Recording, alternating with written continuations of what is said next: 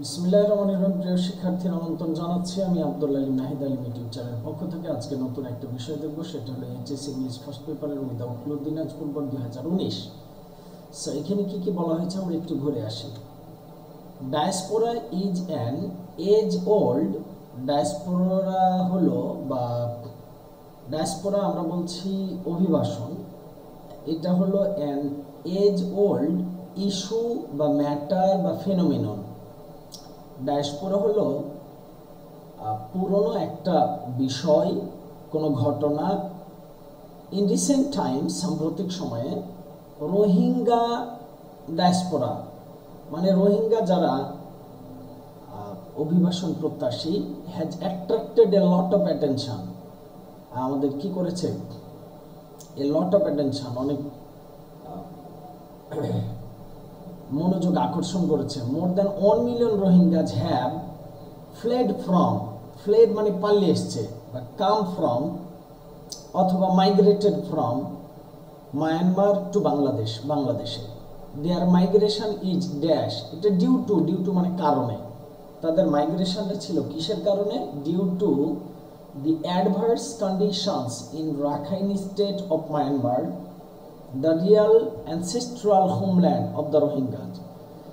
তারা রাখাইন রাজ্যে, মায়ানমারের রাখাইন রাজ্যে যে অসহনীয় অবস্থায় পড়েছিল, মূলত সেটা ছিল তাদের পূর্বপুরুষদের আবাসস্থল বা জায়গা। The government of Bangladesh has dash this huge number of refugees, বলছে হ্যাজ অ্যাকসেপ্টেড, বাংলাদেশ সরকার এত বড় রিফিউজিগুলোকে কি করেছে?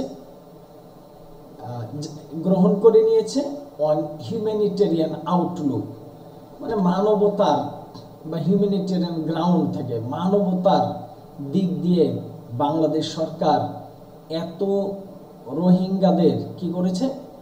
থাকার জায়গায় করেছে। But these people are a huge, কিন্তু these people are a huge burden on our economy and, এটা হলো আমাদের অর্থনীতিতে এরা খুব ভালো বা বড় একটা বোঝা হয়ে গেছে। Burden on our economy and on our environment, আমাদের পরিবেশের জন্য।